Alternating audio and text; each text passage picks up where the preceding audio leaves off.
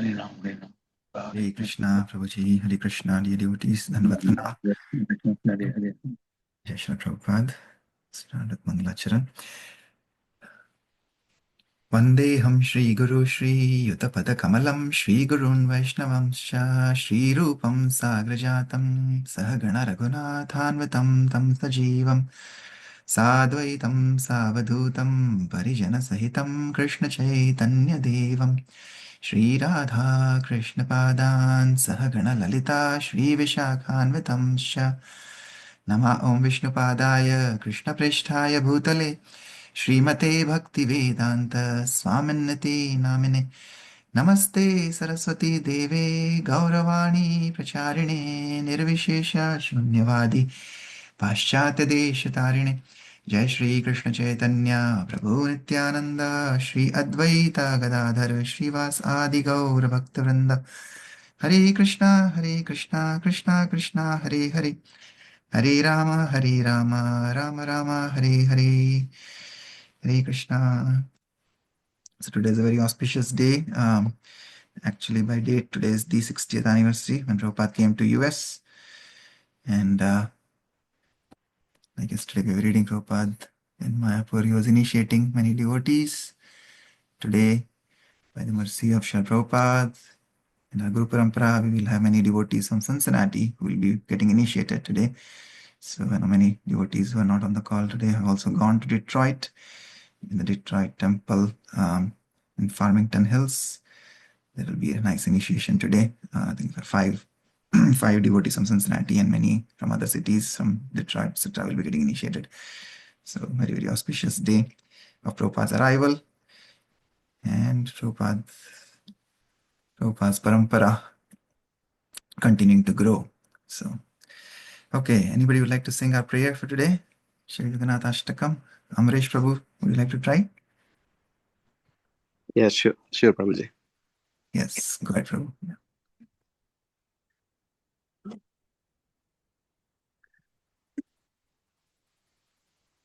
कदाचित् कलिन्दे ततविपिन सङ्गीतकाराभो मुदाविर्नारी वदनकमलवाद मधुपा रमशम्भो ब्रह्ममर पतिगणच गणेशरचितपदो जगन्नाथस्वामी नयनपथगामी भवतु मे भुजे सव्यवेणुं शिरसि शिखिपिच्छं कतितटे दुकुलं नेत्रान्ते सहचरकटकासं विधाते सदा श्रीमद् वृन्दावनवसति लीलापरिचय जगन्नाथ स्वामी नयनपथगामी भवतु मे महाम्बोधे स्थिरे कनकरुचिरे नीलशिखरे वसन प्रसदान्त सहज बलभद्रेवलीन सुभद्र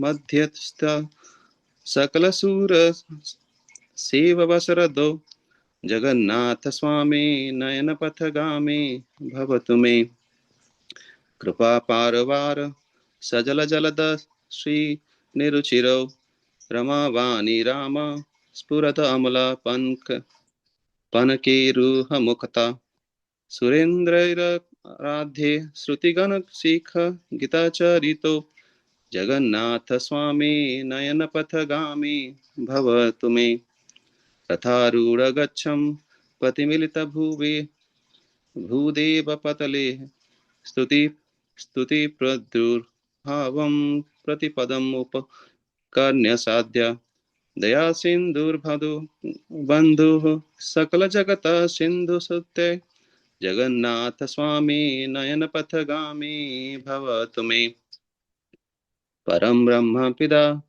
कुवलय तलोत्तुला नयनो निवासि नीलाद्रौ निहित चरणो नन्ता शिरासि रसानन्दो राधा सरसवपुरलिङ्ग सुखो जगन्नाथ स्वामी नयनपथगामी भवतु मे नावेयाचे राज्यं न च कनक मणिकाया विभावं न यच्छेहं राम्यं सकलजनकाम्यं वरवदं सदा काले काले प्रथमपति न गीतचरितो जगन्नाथ स्वामी नयनपथगामी भवतु मे हरत्वं संसारं धृततरम् असरां सुरपते हरत्वं पापनं विततिम् अपरं यद्वपते अहो दीनेनाथे निहितचरणो निश्चितम् इदं जगन्नाथ स्वामी नयनपथगामी भवतु मे जगन्नाथाष्टकं पुण्यं यः पठेत् प्रत्यः शुचिः सर्वपापविशुद्धात्मा विष्णुलोकं स गच्छति हरे कृष्ण कृष्ण कृष्ण हरे हरे हरे राम राम राम हरे हरे जय श्री जगन्नाथ जय श्री कृष्ण जय श्री गुरुदेव हरे कृष्णा श्री जगन्नाथ अष्टकम की जय श्री आदि शंकराचार्य की जय श्रीला प्रभुपाद की जय अमरीश प्रभु की जय thank you Prabhu translation would you like to read the translation also prabhu yeah I can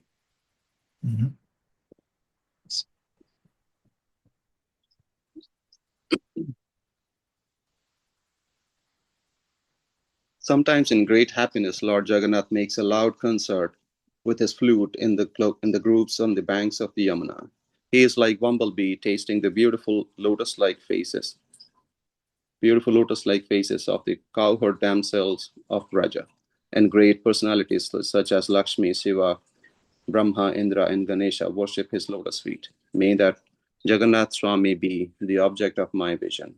In his left hand, Lord Jagannath holds a flute. On his head, he wears peacock feathers, and on his hips, he wears fine yellow silken cloth. From the corners of his eyes, he bestows sidelong glances upon his loving devotees, and he always reveals himself through his pastimes in his divine abode of Vrindavan. May that Jagannath Swami be the object of my vision. On the shore of the great ocean, within a large palace, atop the brilliant golden Nilachal hill, Lord Jagannath resides with his powerful brother Balabhadra and his sister Subhadra, who sits between them. May that Jagannath Swami, who bestows the opportunity for devotional service upon all godly souls, be the object of my vision. Lord Jagannath is an ocean of mercy and as beautiful as a row of blackish rain clouds. He is the storehouse of bliss of Lakshmi and Saraswati, and his face resembles a spotless, full-blown lotus. The best of demigods and sages worship him, and the Upanishads sing his glories. May that Jagannath Swami be the object of my vision. When Lord Jagannath moves along the road on his Rath Yatra car, at every step, large assemblies of Brahmanas loudly chant prayers and sing songs for his pleasure. Hearing them hymns, Lord Jagannath becomes very favorably disposed toward them. He is the ocean of mercy and the true friend of all the worlds. May that Jagannath Swami, along with his consort Lakshmi, who was born from the ocean of nectar, be the object of my vision. Lord Jagannath, whose eyes resemble full-blown lotus petals, is the ornament on Lord Brahma's head. He resides on Nilachal hill with his lotus feet placed on the heads of Anantadeva. Overwhelmed by the mellows of love, he joyfully embraces Srimati Radharani's body, which is like a cool pond. May that Jagannath Swami be the object of my vision. I do not pray for a kingdom, nor do I pray for gold, rubies, or wealth.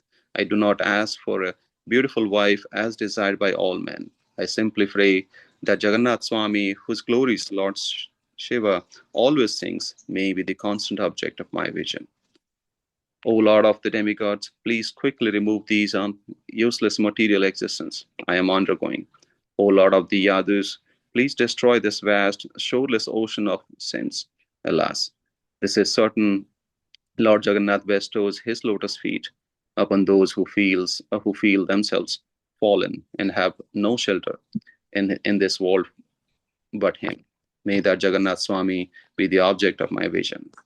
The self-retrained, virtuous soul who recites these 8 verses glorifying Lord Jagannath becomes cleansed of all sins and duly proceeds to Lord Vishnu's abode.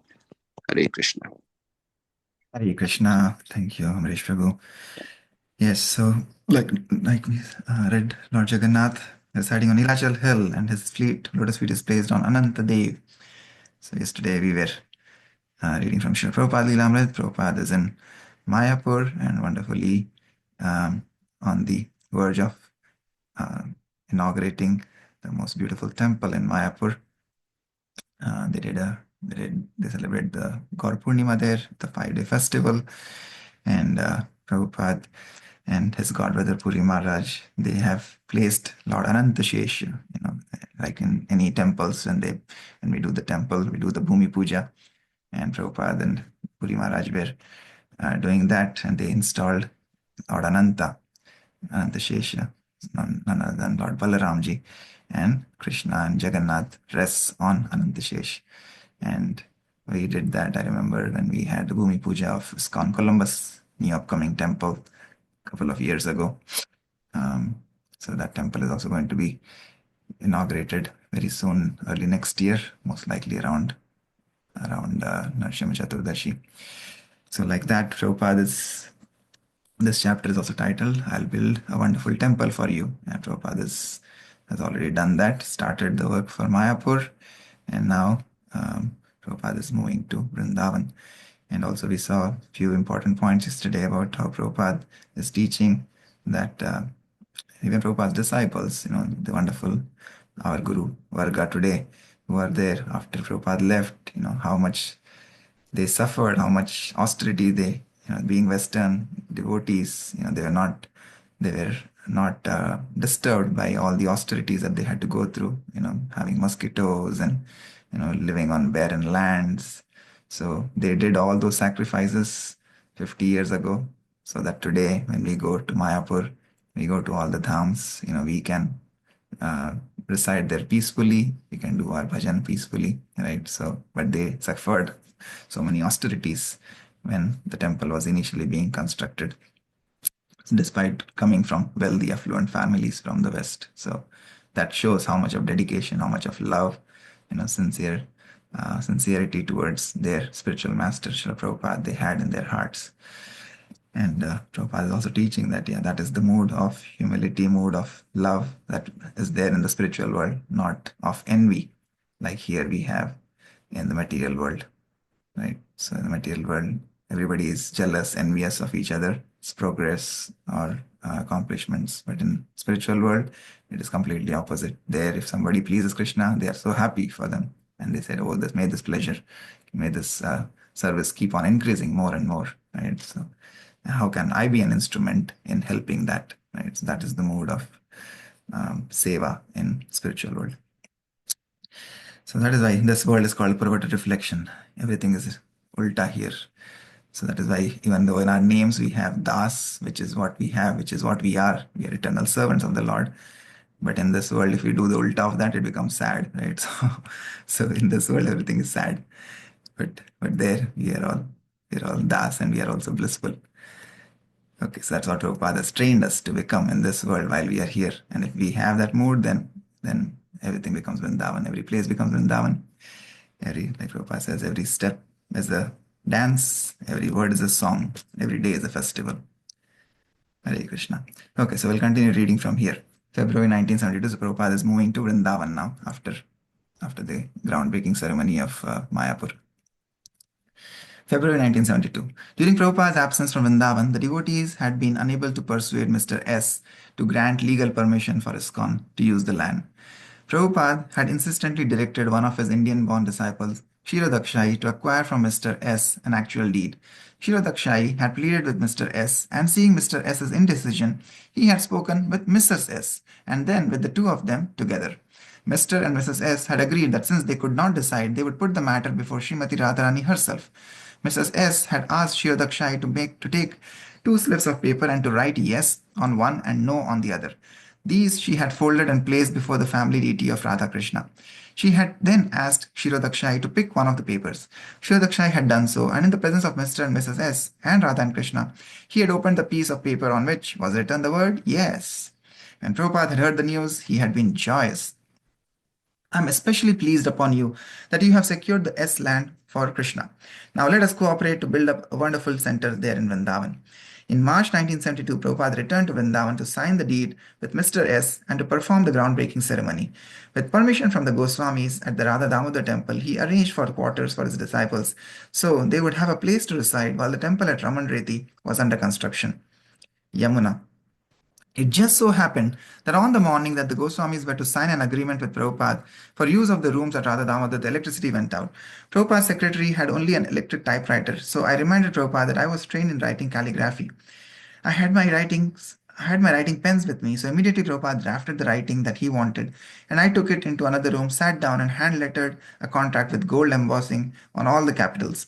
Within 15 minutes, we presented it to Srila Prabhupada.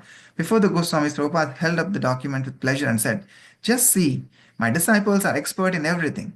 Now the devotees would be allowed to reside above his rooms at Radha Damodar temple, and they would also have access to his rooms for cleaning. Prabhupada felt it was a grand occasion that there was something in writing for the presentation of his rooms in the Radha Damodar temple. To close the transaction for the land in Ramanreti, Prabhupada and Mr. S met at the magistrate's court in Mathura. In the presence of lawyers, they completed the formalities. Prabhupada saw it as Krishna's grace that he had acquired a good plot of land in Vrindavan, and writing to his GBC secretaries in America, he asked them to send as many men as possible to help in the new project. He described his intentions for raising up a very excellent center to revive the spiritual life of Vrindavan on behalf of Srila Rupa and Jiva Goswamis. Prabhupada told Sri Dakshai, "I want on this occasion huge prasadam should be prepared and every man in Vrindavan should be invited and take prasadam." 2 days later, with 100 people attending, Prabhupada held the cornerstone laying ceremony at Ramanreti. Again, he descended into the ceremonial pit and placed the deity of Ananta, on whose head the temple would rest. But late that night, the land was attacked. An elderly Indian widow with a local fame as a sadhu became angry that Mr. S had not given her the land which she had several times requested. During the night, she sent gundas to dismantle the brick foundation of the ceremonial corner store and to desecrate the pit, which had just that day been filled with flowers and religious objects. The gundas dug open the hole, threw garbage into it, and stole the posted sign announcing the land's new ownership. Prabhupada was in his room at the Radha Damodar temple when he heard what had happened. He became angry and told his disciples to show the deed to the police. That night, several policemen guarded the land, and when the hired gundas came again, the police accosted them and warned that if they caused any more trouble, they would be arrested. And that was the end of that. Prabhupada had several times said that by becoming a devotee, one gains many enemies. The incident also served to confirm Prabhupada's conviction that ISKCON's taking possession of the land should be followed as quickly as possible by construction of a temple. They should at least encircle the land with a fence, build small huts, and live on the land while preparing for temple construction. Tejas. "This will be the Krishna Balaram temple," Prabhupada said. "We didn't really know what was going on. We all thought it was so far away. It was really the boondocks, Ramanareti. Nobody was out there. It was such an isolated place, and there were lots of dacoits living out there. We thought, if we are going to have a temple out here, no one will ever come. But Prabhupada said, wherever there is Krishna, everyone will come." Prabhupada's secretary, Shyam Sundara, wrote to a godbrother about the newly acquired Vrindavan property. Earlier in the day, before breakfast, Prabhupada sewed up the 4,800 square feet gift plot in Ramanreti, where Krishna used to sport with friends in the forest, about 10 minutes walk from the Radha Damodar temple. Prabhupada surveyed the land with the rope from his mosquito net, bargained for, drew plans for, drew up the deed for, went to Mathura Magistrate's Court for, and signed, sealed, and delivered in an instant. Prabhupada has asked me to request you that at least 50 men from the US must come to India immediately. At last, we have got a solid program in India. Huge projects at Mayapur, Vrindavan, and Bombay. All the lands are acquired, arrangements made, and everything by Prabhupada. But only a few of us men are here to struggle with an immense task, the biggest by far within the society, of developing these three places. And believe me, these three projects are more dear to Prabhupada than any yet contemplated. In the month while Prabhupada was away from Bombay, he had left on February 10th. The payment of 50,000 rupees was duly made. Slowly at first, a few devotees moved to the Juhu land, living in a tent. At night, the rats and mosquitoes would disturb the devotees' sleep. While attempting to clear the overgrown weeds, they came upon empty liquor bottles and overflowing sewage.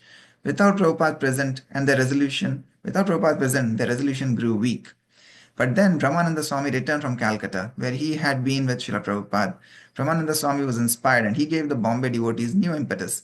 They would have to clear the land and raise a pandal right away. Brahmananda Swami had never put on a pandal program before, but he hired a contractor to build several chatai, palm frond houses for the devotees and a festival tent. Even before the construction could begin, however, the devotees would have to thoroughly clear the land. Mr. Sethi, a neighbor and life member, hired a work crew to cut down the weeds and vegetation, and several life members and friends in Bombay also came forward to assist. Mr. N offered to help by sending one of his assistants, Mr. Mutter, to organize the hired laborers in clearing the fields. The devotees also worked in preparation for Prabhupada's return. Sri Shri Radha Rasabihari arrived at Hare Krishna land in a taxi, riding across the laps of several devotees. They had moved before, and this time their residence was a tent. They had first come to be with the devotees of Bombay during the Pandal program at Cross Maidan in downtown Bombay. On that occasion, there had been a procession to Chowpatty beach, and when the devotees had arrived, Radha Rasabihari, beautifully dressed and decorated and installed in an ornate palanquin, had been awaiting them. Krishna was a white marble and held a silver flute. Radharani's right hand, palm forward, extended a benediction. They were beautiful. After their first appearance at Chowpatty, Radharas Bihari had moved to the Akash Ganga building, where gradually the devotees had established a decent standard of deity worship. When Prabhupada had left orders that Radha Rasbihari should move to Juhu as soon as the down payment was made, some of the devotees had questioned him. Why should the devotee move before the facilities were proper? Shouldn't they wait until the temple was built? Once the deed is installed on a piece of property, Prabhupada replied, no one will remove them. More than anyone else, Prabhupada was aware of the proper worship to be offered to the Radha Rasvihari, but his emphasis now was on securing the land. How else, he reasoned, could he eventually give Radha Rasvihari a royal throne and temple unless they themselves first established their right of proprietorship by taking up residence at Hare Krishna land? The arrival of Radha Rasvihari at Juhu also meant increased difficulties for the devotees, who now had to struggle to maintain the morning puja and cook 6 daily offerings in the meager kitchen. Even Radha Rasvihari's tent was insubstantial and swayed in the wind. Srila Prabhupada, however, saw the move as a necessary transcendental tactic. He felt certain that everyone involved, himself, the owners of the land, the Bombay municipality, would accept that the land belonged to Krishna, since Krishna was already residing there. And because he was asking Lord Krishna himself to accept these inconveniences, he prayed to the deity, my dear sir, please remain here, and I shall build a beautiful temple for you. By the time Prabhupada returned to Bombay, Radha Rasbihari were installed on the stage of the festival pandal. Attendance at the festival was not as great as it would have been in downtown Bombay. No more than 500 people came a night, but Prabhupada was satisfied. This festival was on their own property, and this was only the beginning. Every evening, Prabhupada lectured at the pandal and attended the Kirtana and Aarti before Radha Rasbihari. Pancha Dravida Swami had collected donations of 5 tons of dal, rice, and flour, and the devotees were regularly cooking enough khichdi to serve 125 people free prasadam daily. In the evening, Prabhupada himself would give out halwa from the deity's plate, and the crowd, including well-to-do businessmen and their wives, would press forward to receive the prasadam. Prabhupada liked the festival so much that he told the devotees to arrange to keep the tent for a perpetual festival. Prabhupada lived on the land in a tent, just like the other devotees, until a Mr. Acharya, one of the more favorable tenants living in the back of the property, invited him to stay at his home. Within a few days of his arrival at Juhu, Prabhupada was ready to hold the groundbreaking and cornerstone laying ceremony, another tactic for securing possession of the land. But it was more than a tactic, as he wanted a temple constructed as soon as possible. Radha Rasbihari should not remain standing in a tent, but should be protected by a silver and teak wood simhasan on a marble altar. They should be surrounded by deities of the 2 gopis, Lalita and Vishaka, and the temple should have marble domes more than 100 feet high. Thousands should come daily for darshan and prasadam. One morning, in the midst of the festival activities, the devotees of Hare Krishna land joined Prabhupada in a simple cornerstone laying ceremony. They had dug a deep ceremonial pit and surrounded it with bricks. Prabhupada descended and placed the deity of Shesha. Then, sitting on a simple platform, Prabhupada accompanied the kirtana by playing a brass gong, while one by one the devotees came before him and threw dirt into the pit, filling it while smoke rose from the sacrificial fire. Prabhupada was outraged that Brahmananda Swami had agreed to pay the contractors 40,000 rupees for the pandal construction. It was the same old thing, the foolish Western disciples getting cheated. Prabhupada refused to pay. 4,000 rupees should be more than enough. When the contractors came to see him, he told them that he had little money and that they would have to be satisfied with 4,000 rupees. They protested, but Prabhupada became angry and insisted, accept it, you are making 500% profit. As soon as they see us, Prabhupada said later, they say, these Americans, they have got money. Our work is going on in India, but as soon as money is being spent, 50% is being spoiled because you Americans are inexperienced. What can be done? The Indians want your money and they cheat like anything. During the Pandal festival, the tenement neighbors had become disturbed by Kirtanas over the loudspeaker. They were already disturbed that their landlord, Mr. N, was slow to repair the buildings and would sometimes let them go a full week without water before fixing the plumbing. Being suddenly forced to live with more than 20 American devotees only exacerbated their dissatisfaction. Some of the neighbors were converted Christians and unsympathetic to Vaishnavism. They even feared the children might again be converted to Hinduism. Some tenants claimed the devotees were infringing on their privacy. Some criticized the devotees for arguing among themselves, and others criticized that the unmarried men and women were living in close proximity, even though in separate quarters. A few of the neighbors, however, could see that the Western Vaishnavas were struggling to sincerely worship Radha and Krishna. None of the tenants criticized Prabhupada, however, so when he was present, he was able to pacify them and resolve any disagreements. But Prabhupada knew that after he left, the situation could easily become volatile. Prabhupada was planning an extensive world tour, traveling eastward to Australia, Japan, Hawaii, the US, and perhaps Mexico and Europe. It might be as long as a half a year before he would return to India, and he wanted things to progress smoothly in Bombay without him. A few days before Prabhupada's departure, Madhudvisha Swami complained, I'm not feeling very enthusiastic here. I think I need a change. Prabhupada asked him where he wanted to go, and Madhudvisha replied that he was thinking of Australia. Prabhupada said, yes, I'm going there. You also come. Brahmananda Swami told Prabhupada that the preaching was deteriorating in Nairobi in his absence, and Prabhupada agreed that he should return to his duties there. Again, Prabhupada had to choose a new Bombay manager, and this time he chose Giriraj, a young brahmachari and leading preacher in making ISKCON life members.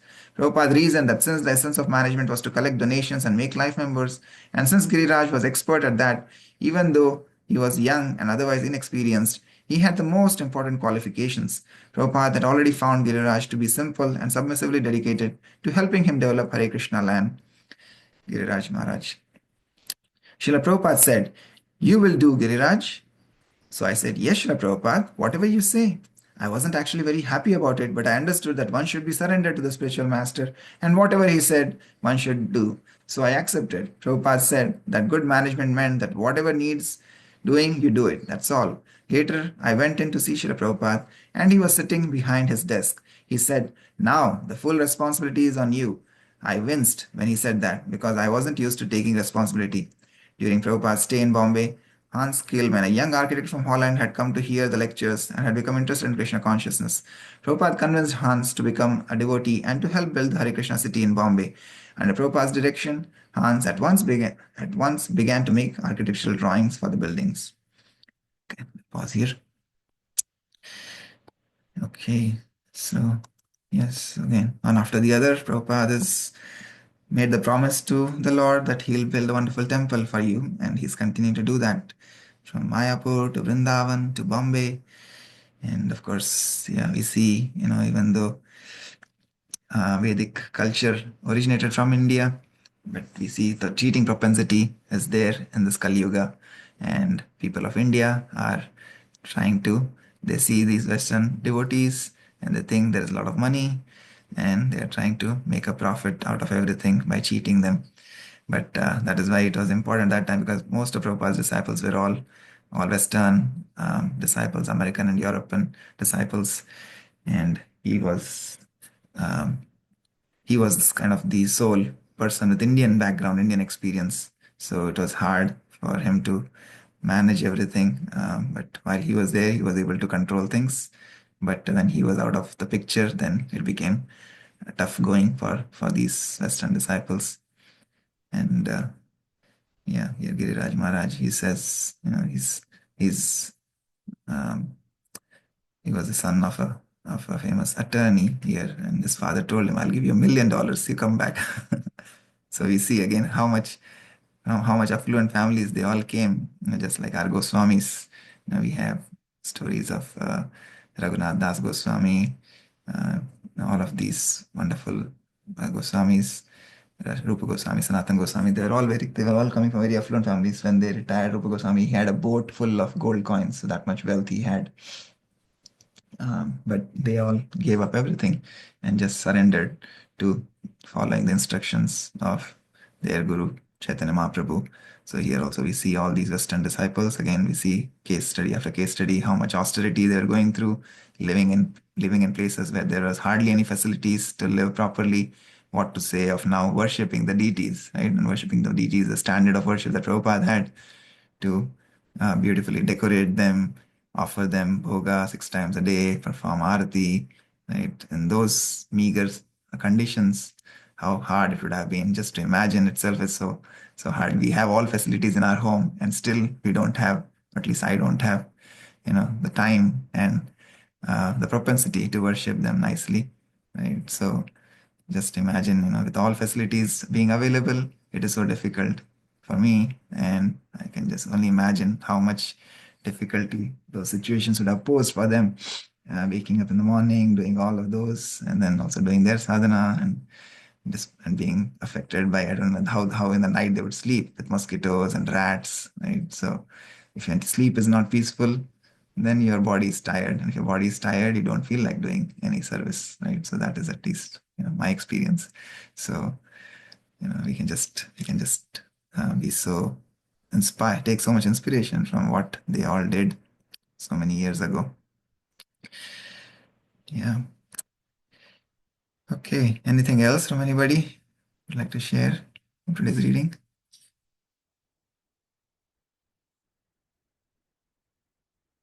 Liked. Adi Guru Prabhu, Hare Krishna.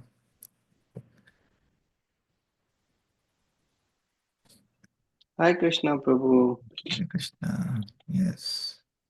Giriraj Thank Maharaj you ki so jai. Giriraj Maharaj ke disciples ki jai. Yes. Hare Krishna Prabhu. Yes, we just celebrated his Vyas Puja Mm. this past weekend. And yeah, we were remembering all those things. Yeah, we were sharing some pictures from the Hare Krishna land, the very early years of struggle and his dedication. All the disciples' dedication to Prabhupada. And Mm. one thing that struck me was that even in Vrindavan temple, Prabhupada said that don't worry if it's outside. If you build the temple, people will come. So that's very instructional for all of us. We always are very much worried about where we're going to build our temple. Our location is important, but Prabhupada here is saying that you build a temple and people will come. Whenever there is Radha Krishna, people will come. That's very instructional. Yes. Thank you, Prabhu. Yeah. So, and whatever Prabhupada has a desire, whatever Radha Krishna have desire, we will build a temple. मंदिर तो यहीं बनाएंगे जैसे वो बोलते हैं.